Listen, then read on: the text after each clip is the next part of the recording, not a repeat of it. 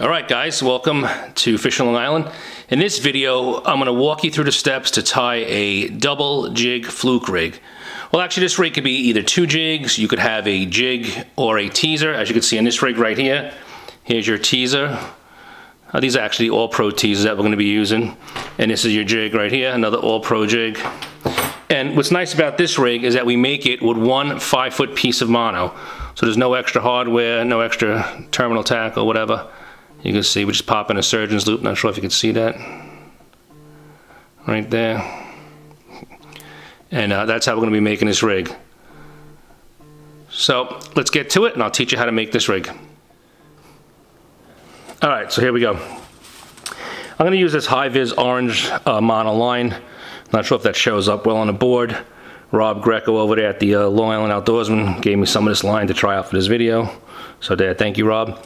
Alright guys, so what we're going to do is we're going to first measure out where we want to put our heavier jig. So we're going approximately 1 foot up. You know, that's about where I would like to go, about 1 foot. Then we're going to fold the line over and we're going to form a surgeon's loop. Now, surgeon's loop is just a basically overhand knot. You're going to go in once. You're going to go in twice. Okay, and then you just pull that snug.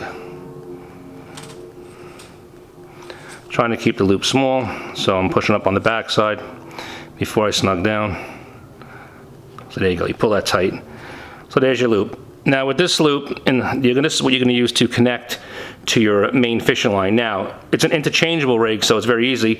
If you just have a snap, say connected to your braid or to your top shot, a simple snap swivel, a TA clip like these, I don't know if you can see that, I know it's a little dark. The TA clips you could use. All you're going to do is take it, pop it into the clip it on, you're done. Now, for the rig itself, the shorter piece of mono, we're going to put our heavier jig. Now, you could tie directly like the first rig I showed you by going through, or you could take one of your TA clips and put it on and now make the rig completely interchangeable for different weight sizes. So, these happen to be 75-pound TA clips. I can just pull one out of there. So there's one of your TA clips right there. Not sure if you can see that. The way these clips work, this is your bottom.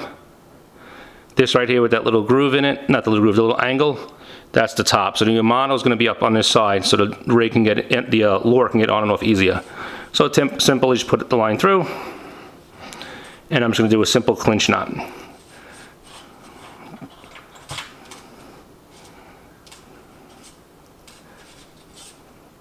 Usually go 6. This I just did 5 real quick just for demonstration.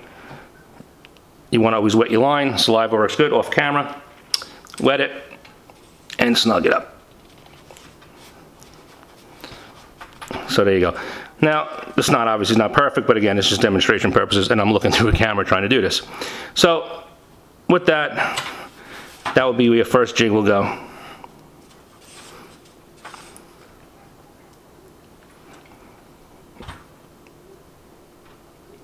And this we're going to use a Spro bucktail.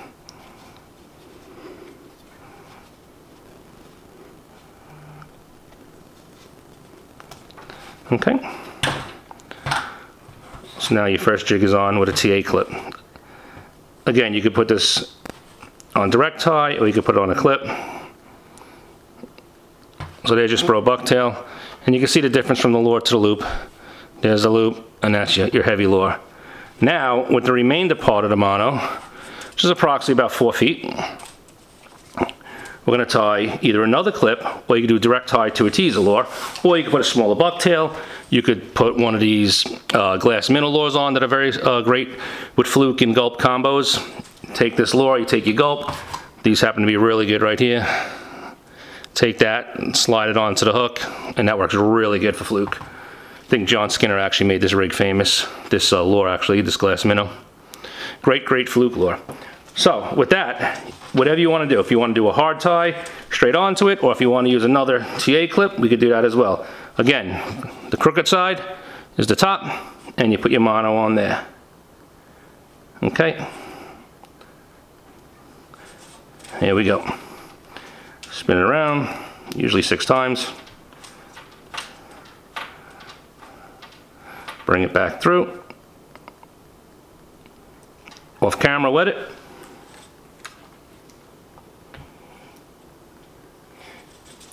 And now cinch it down. Okay.